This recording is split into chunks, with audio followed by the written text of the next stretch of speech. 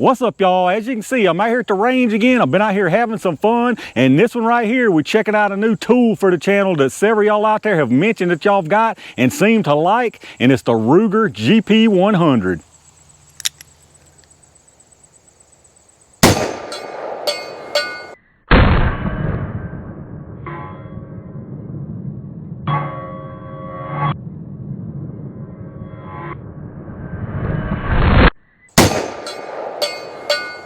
Let's go over and check this thing out, and then we'll have some more fun with it. All right, y'all, let's take a quick look at this thing. So like I said, we're looking at the GP100 from Ruger, a 4-inch 357 Magnum revolver. Now, this is definitely nothing new on the market. These things have been out for quite a while. I'm not sure exactly when they were first released onto the market, but they've been out there for a while. The reason I picked this one up is several of y'all have mentioned in my comments when I do 357 testing that y'all have a Ruger GP100 and that you really like it. So I was actually in a local pawn shop the other day, and they just happened to have this thing in there, and I got a pretty doggone good deal on it. And from what I can tell, been used very, very little. It's the 4-inch blued model, the unfinished hammer and trigger there, stainless, nice Hogue type grip on it with the finger grooves on it. Really comfortable grips. They fit my hand almost perfectly. It has a 6-round capacity on it, and one thing different from all my other revolvers is it's got a push button cylinder release. It's the first one I've got that's got a push button cylinder release, so I thought that was pretty neat. Something else also I'm curious about, y'all GP100 folks out there, let me know.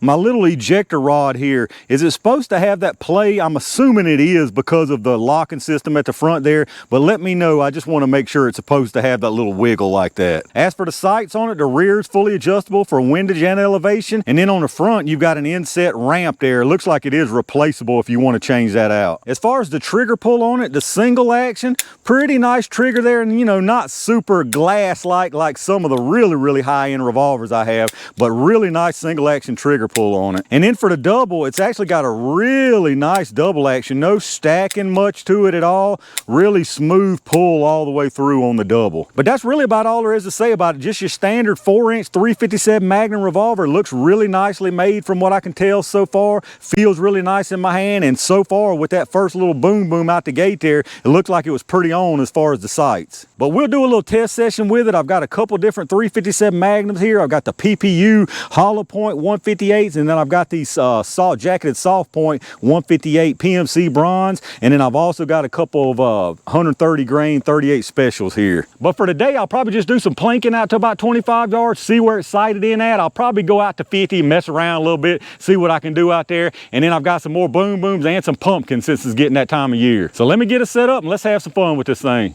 All right, I think the first thing I'm gonna do is run a cylinder of 357 Magnum through it right there at this 10-yarder just to see where my point of impact's at, if I need to do any kind of little bit of adjustment. I feel like it was a little bit left based on where that impact was from that very first opening boom, but I won't fool with it just yet. So I got 6 of these PPU 158 grainers. I think I'll run 3 single and 3 double. I'll go straight for the middle there. All right.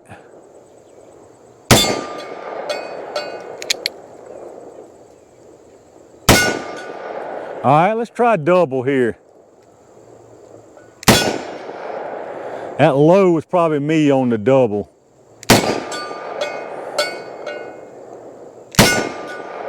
I believe that was it, wasn't it? Yeah, that was it. So not too bad at all. It's all pretty much right there towards the center. Let me take a look at it and see if I need to adjust anything. All right, y'all, that actually ain't looking too bad down there. I would imagine any deviation from center on those shots is likely me pulling. So I'm not gonna make any kind of adjustments to these sights. I'm gonna leave them right where they at. So what I'm gonna do now is run a cylinder full of 38 special. I've got these 130 grain Aguilas loaded up.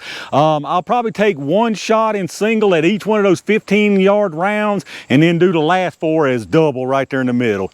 So let's see if I can hit these 15-yarders out here, y'all. All right, got that one. All right, got that one. Let's do this double action here.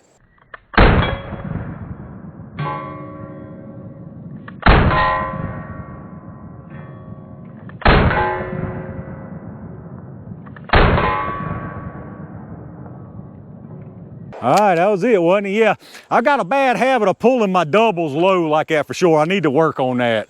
All right, I got to swap back to some 357 Magnum. It's nice to be able to run 38 Special for sure, but that ain't the reason I bought this thing. So I got 6 more rounds of these PPU 158s. I'm gonna run 3 of them at 25 yards, which is gonna be the yellow target y'all see. And then depending on how that goes, I'll move us out to 50 yards at the green target and run those last 3. So who knows what'll happen with my first time with this thing, but we'll see what we get. Let's try 3 right there at the 25, y'all.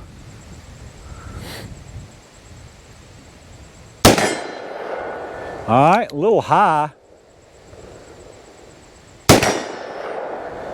That brought it down some. All right, looking good at the 25. Let's press our luck out there at the 50.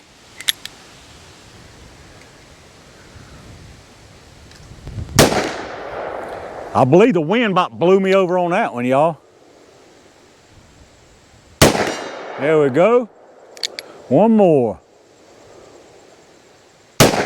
All right, 2 out of 3 ain't bad. I swear that was the wind's fault on that first miss. All right, y'all, since it's that time of year, I guess we're obligated to start popping some pumpkins in some videos. So let's take a couple of them out. I got 2 more jacketed hollow point 357s. We got a little one and a big one. Let's take that little one out first, and hopefully we don't knock the big one off the shelf down there.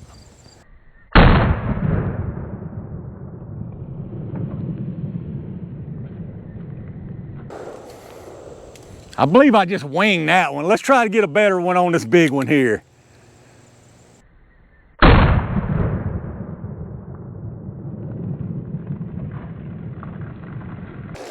Well, we had a good hit on that one, but it didn't even bust it really, just popped the top off of it and sent the water down. Well, after looking at them, those were both actually pretty good hits. Pumpkins just ain't near as exciting as watermelons. Usually if you add some water to them, they do a little better, but they just wasn't doing much. But let's put one more round through them, see if we can break them up at least a little more.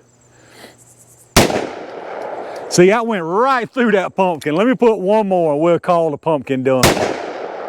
All right, we're gonna end it right there on the pumpkin. All right, y'all, since them old pumpkins didn't want to put on a show, I brought the boom booms back out. Let's see what these things will do for us.